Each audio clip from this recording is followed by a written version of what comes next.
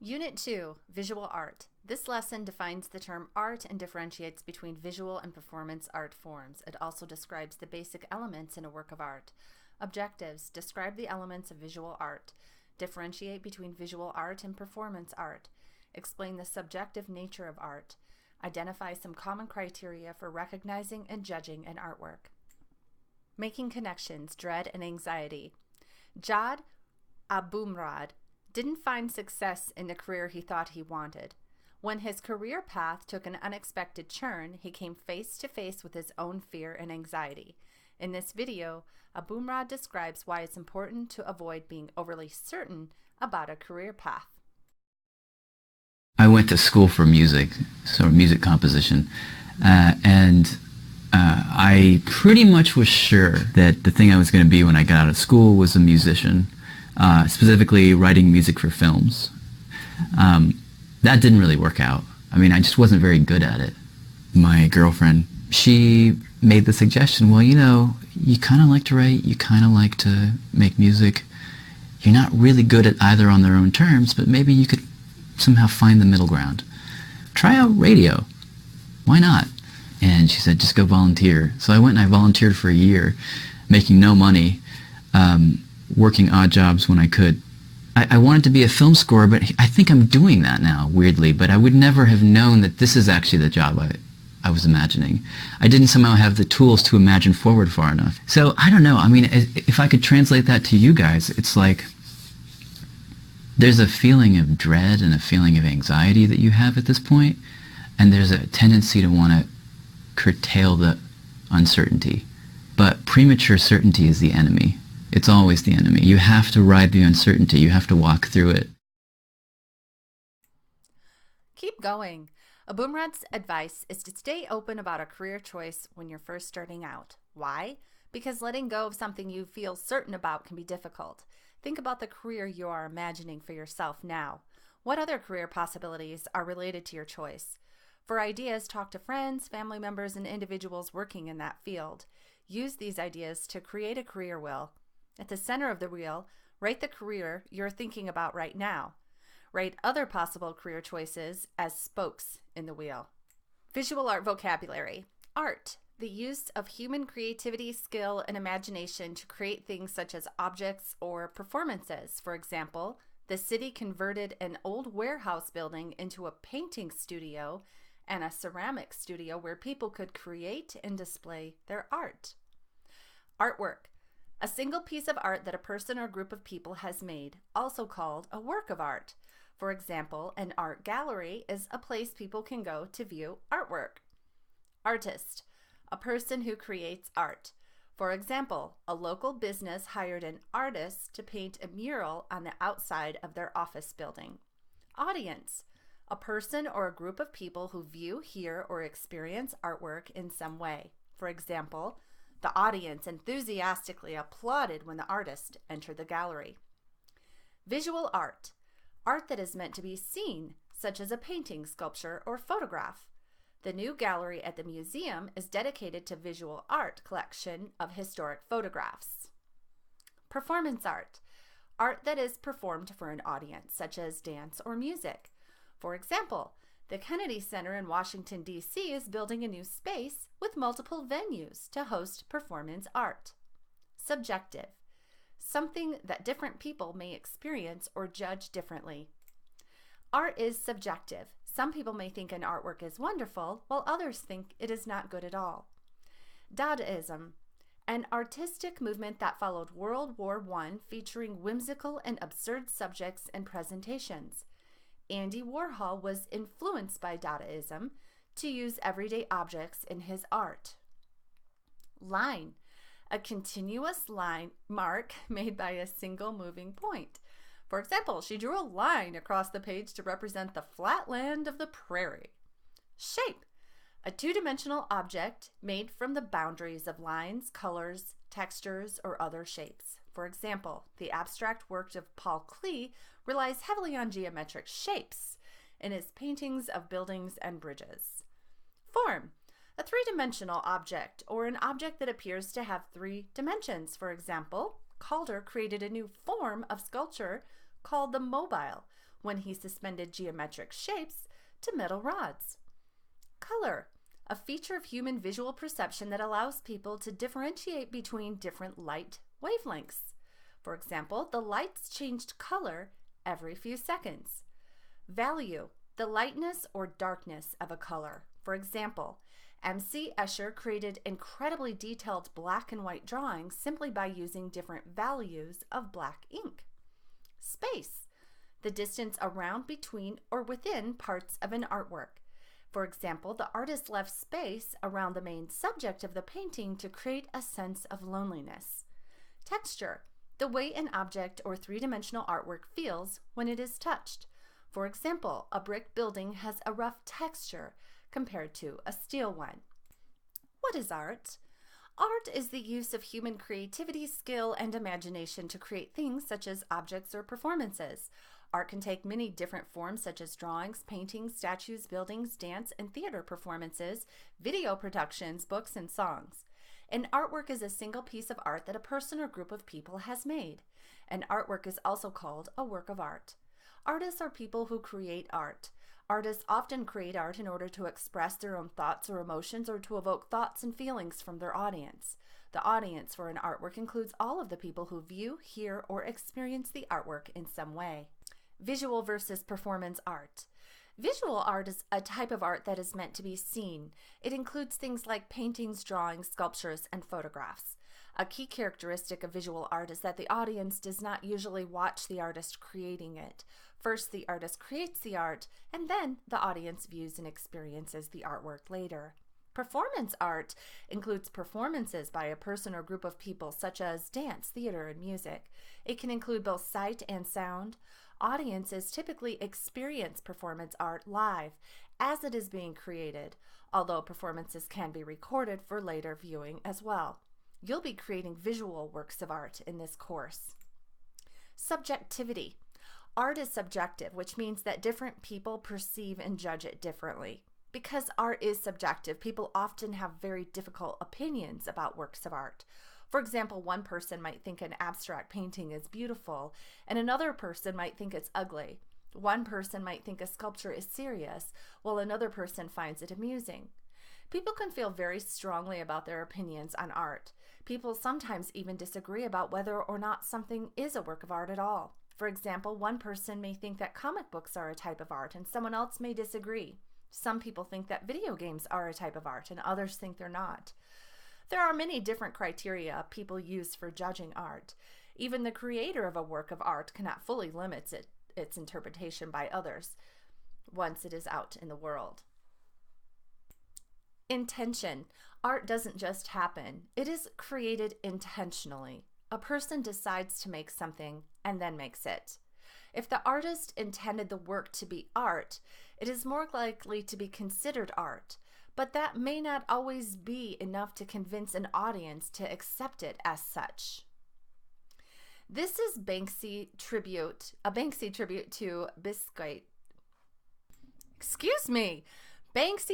to Basquiat that appeared on the wall of a gallery that was hosting a major Basquiat exhibition.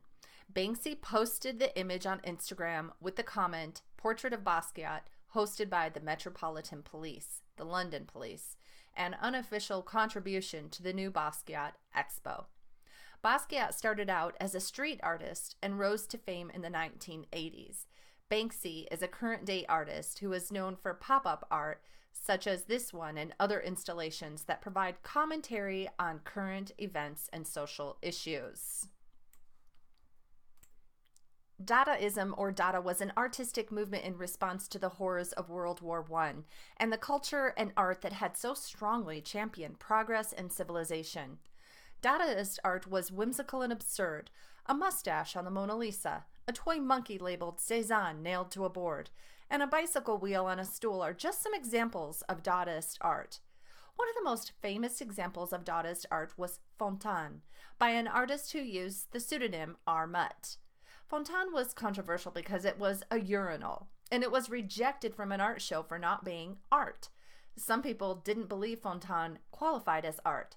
It was different from what they expected art to be, and even though the artist considered it to be art. Art and advertising. Many people don't consider advertisement to be art, even though ads are often artistic techniques. Painting, drawing, photography, graphic design, and text layout are all artistic techniques commonly used in the making of advertisements. Some people argue that ads are not art because the artists creating them don't have full artistic control. They're hired to create a work that helps sell a product. An advertisement has thousands or even millions of copies, and people tend to think of artwork as a single object that is usually made by a single person. In a similar way, people tend not to think of a fast food restaurant's architecture as being artistic compared to the architecture of a museum or a church. Meaning. When looking at a piece of art, people often ask, what does it mean? Throughout human history, art has been used to communicate many different meanings. Art has been used to represent the sacred in religion, to tell stories, to record daily life, and to invent fantastical images, among other things. These works can resonate with audiences in a way that gives important meaning to even the smallest work. The meaning a piece of art has to a group of people can change over time. For example, the Egyptian pyramids mean something very different to us now than they did when they were originally built. The meaning we find in artwork is based on our relationship to it. Sometimes the meaning in art is affected by cultural differences. For example, in Islamic cultures, calligraphy, or the art of writing beautifully, is a very highly respected artistic form. The way something is written in Islamic calligraphy has a lot of meaning to someone familiar with it and the language it's written in.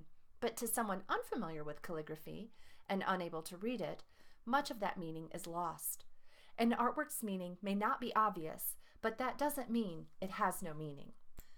Skill. Some people believe that the skill needed to make an artwork is an important part of what makes something art. If a work of art doesn't demonstrate skilled artistry, people may consider that artwork to be lesser art or even not art at all. The original meaning of the word art related to a practical skill in doing something and was used to talk about everything from furniture making to portrait painting, sculpture, and masonry. There are many types of art, and some of them require different amounts of skill than others. Since art is subjective, you may consider skill to be an important part of art, or you may not. Beauty.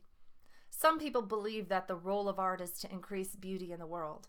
In many cultures, fine art such as painting, sculpture, architecture, music, dance, and poetry became more prestigious than crafts like blacksmithing and tailoring. These fine arts were seen as more valuable because they were focused more on beauty than on practical function. If an artwork is beautiful, many people may be more likely to consider it art. However, there are many roles art can play other than creating beauty. Some artworks may not seem beautiful at all. They may seem sad, ugly, or even grotesque. Preconceptions are a person's internal assumptions about something, such as assumptions about what qualifies as art. When a person thinks of art, they usually have specific things in mind. Most people have their own individual perceptions and assumptions. Some of these assumptions are shared by large groups of people. Some artworks challenge people's preconceptions about art. For example, a person might think of art as being recognizable depictions of people's places or things. Abstract art might challenge this person's view on what art can be. Similarly, a person might think of art as something only made by hand. Art created on a computer would challenge that person's ideas about art as well. Have you ever encountered art that challenged your ideas about what art is like? Think about what personal criteria you have for judging art. Checkpoint. Because art is blank, people sometimes disagree about whether something is a work of art. Because art is subjective. What is one criteria for recognizing and judging an artwork? Is it a painting? In what country was it created? Was the artist attempting to make art, and how old it is? I would say, was the artist attempting to make art? The artist's intention is really important. Question 3. What is an example of performance art? Dancing. Question 4. Examine the following image. What is a reason that it represents a work of art? It's popular, it's small, it took a lot of skill to create, it conveys an emotion to the audience.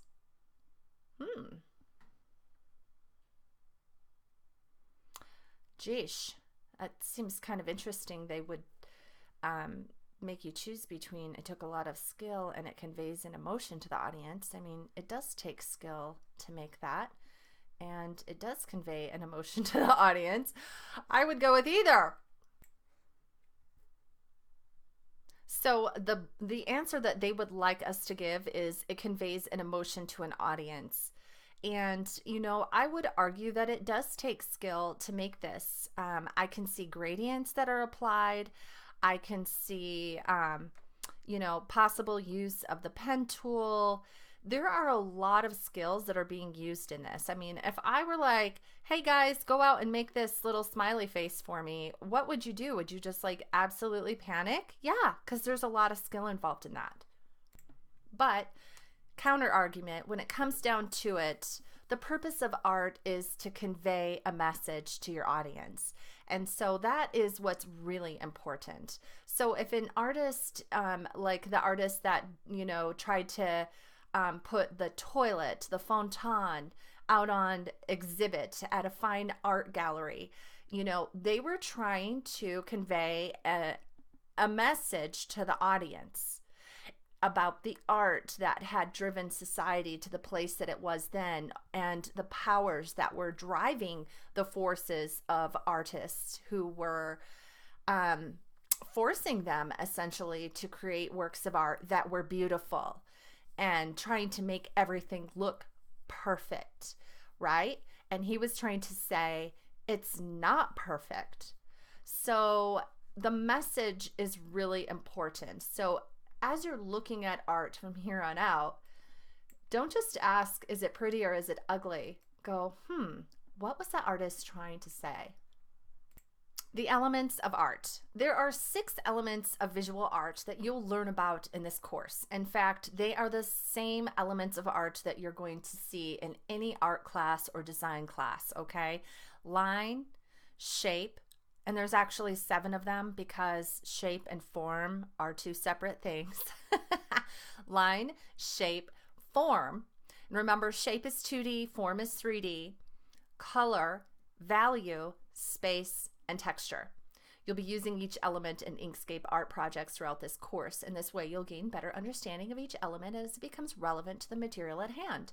You'll learn about each of the elements in detail now. A line is a continuous mark made by a single moving point. Things like pens, pencils, and brushes can make lines. Lines have many different properties such as length, thickness, color, sharpness, and solidness. Shape and form. A shape is a flat or 2-dimensional object. Shapes are made from the boundaries of lines, colors, textures, and other shapes. You should be familiar with basic shapes from your everyday life. Squares, triangles, and circles are some examples of shapes. A form is a 3-dimensional object or an object that is created so that it appears to have 3 dimensions. A drawing of a cube is considered a form because it represents a 3-dimensional object, even if the drawing itself is 2-dimensional. Sculptures and buildings are forms because they're actual 3-dimensional objects. So I don't know if some pictures are supposed to be showing up here, but hey, we have a square. This is a 2D shape. Color is a feature of human visual perception that allows people to differentiate between different light frequencies. The perception of color is subjective, but humans have assigned standardized names to particular ranges of frequencies such as red, green, and blue. Artists use color in many different ways. Color can differentiate one shape from another in an artwork and can be used to express emotions or ideas. Value is the lightness or darkness of a color. Value is especially important in black and white artwork such as black and white photography. Without value, a black and white artwork would look all white or all black.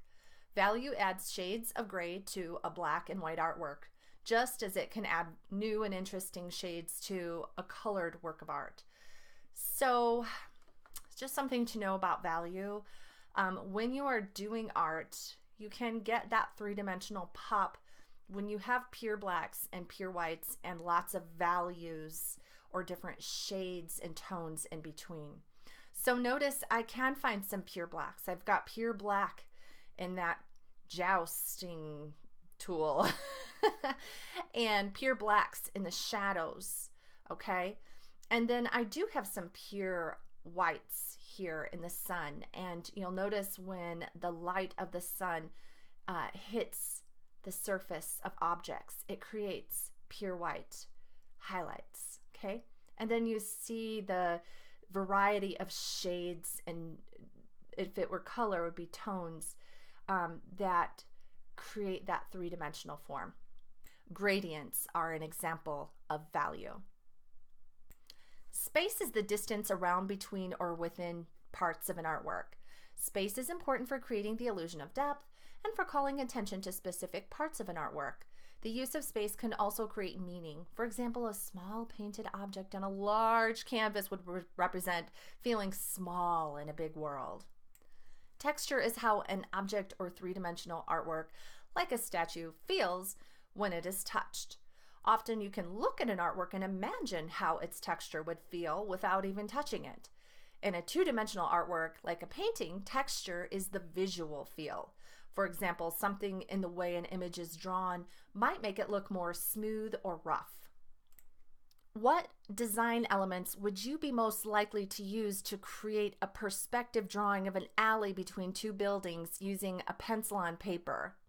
And just in case you're not sure what perspective drawing is, that is where you place a point, your focal point, at a place in the paper. And I can see that right here where my cursor's at is the focal point.